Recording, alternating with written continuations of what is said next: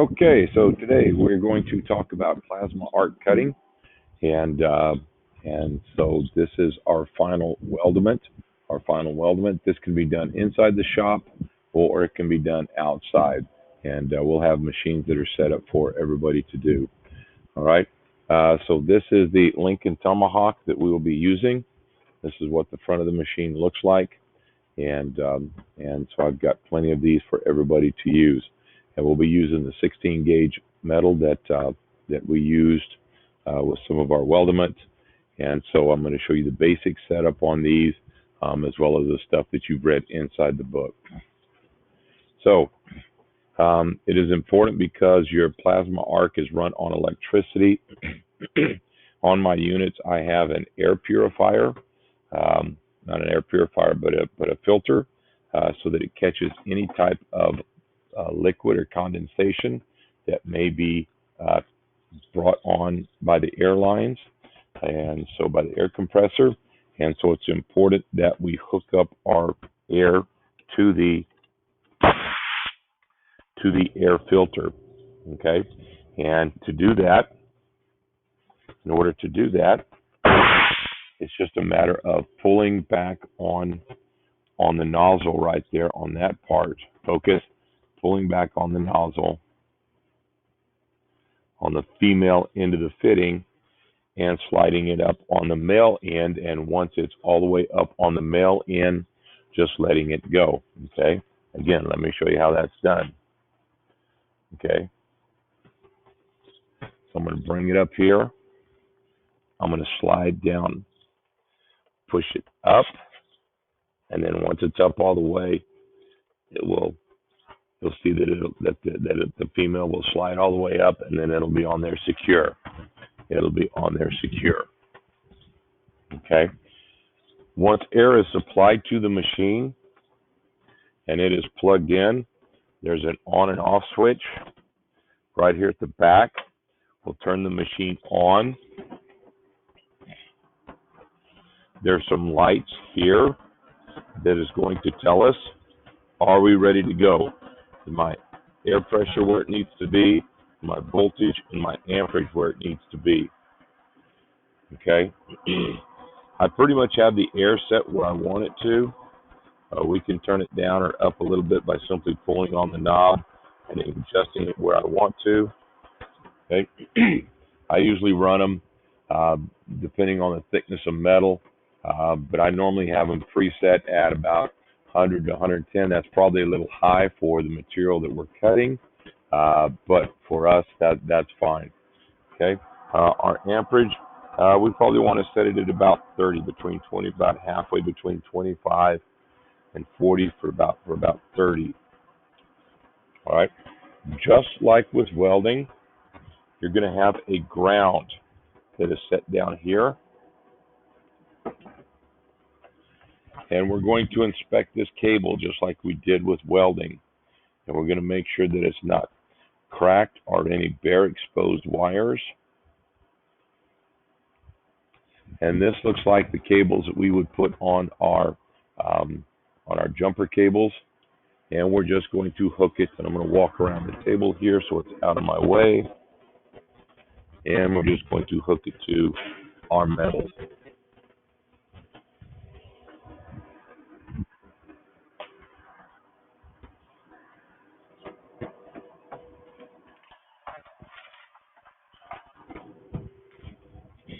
This is our gun. This has what we call a drag tip on it, and I'll explain how that works. Here's the safety to keep us from depressing the trigger. You don't want to depress the trigger until you come in contact with the metal. That will short out my consumables in here. These consumables are expensive, and so I want to be very, very careful not to short out my consumables. So no need to hit that trigger, and I'll show you how to do that once we get everything set up here and we're ready to make our first cut. All right. So with this cart here, it's real easy. I just set my gun right there. All right. So I'm making some parts for you guys today on some things. And so I'm going to do a quick layout and then do a quick cutting demo for you.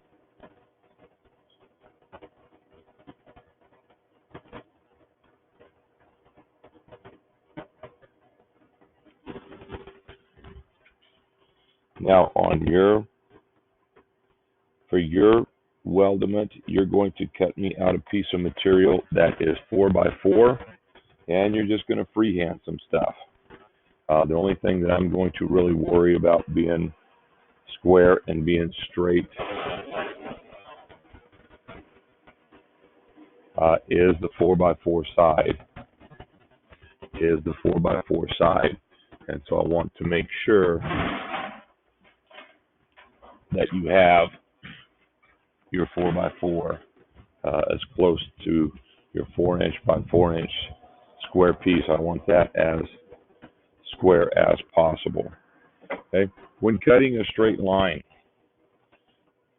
you're going to see where that tip is going to come in contact with. Now I'm going to bring my straight edge, and I'm going to set it right up on the edge of my gun. And then I'm going to bring my clamps,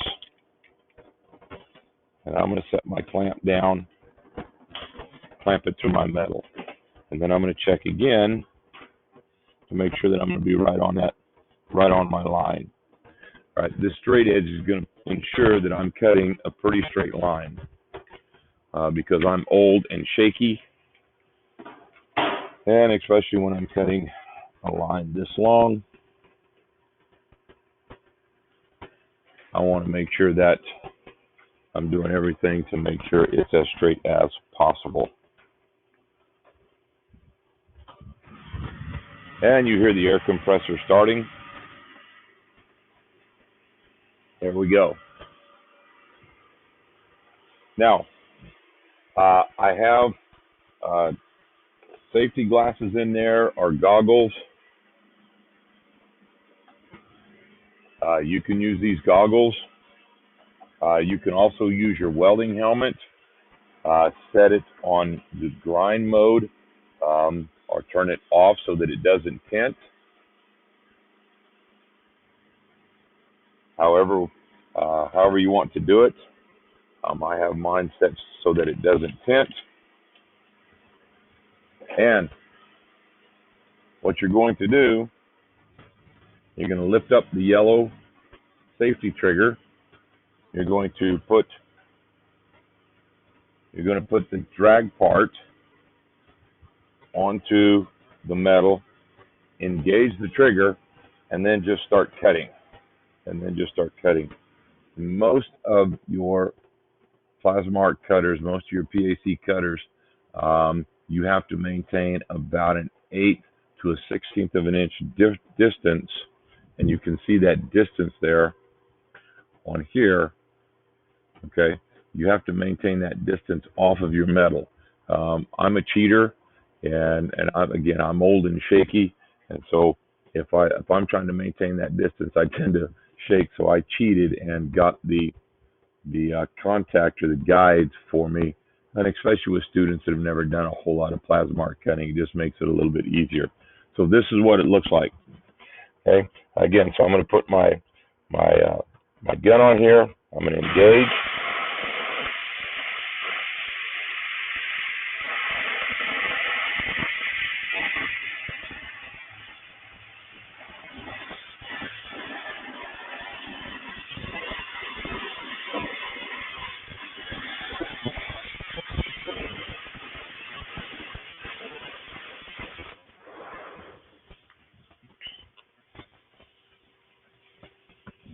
The nice thing about plasma arc cutting is you get a nice straight cut, and it's really, I mean, you can see I'm not using welding gloves. It's really not that hot. I mean, it's a little warm. Okay? It's a little warm, but it's not so hot that I can't handle it with my hands if I need to. Okay? Let me demonstrate again.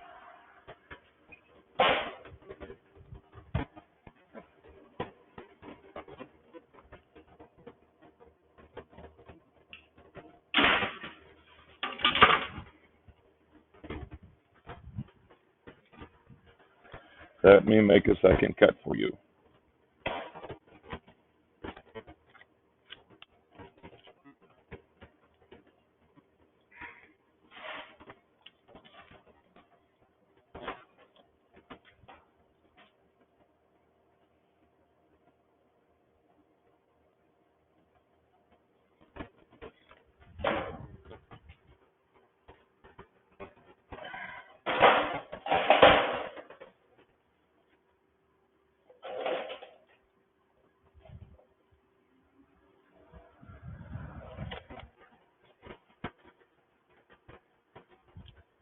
And then again, I'm going to set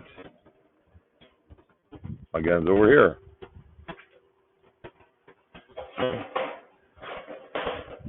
And then I'm going to set it again where my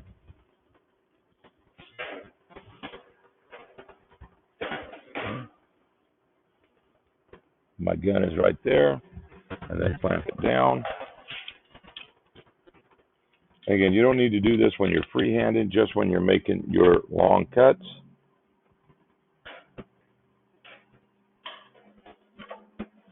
The same thing on this side.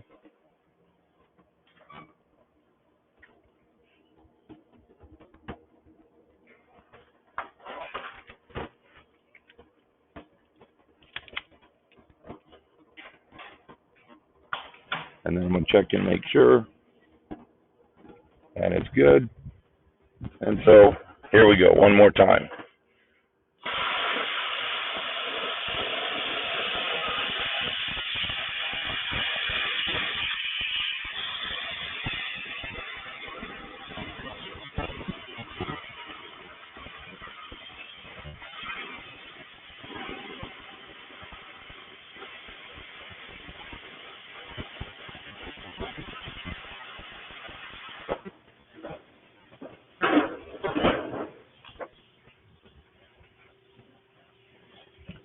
And that's really all there is for plasma art cutting. It's pretty good.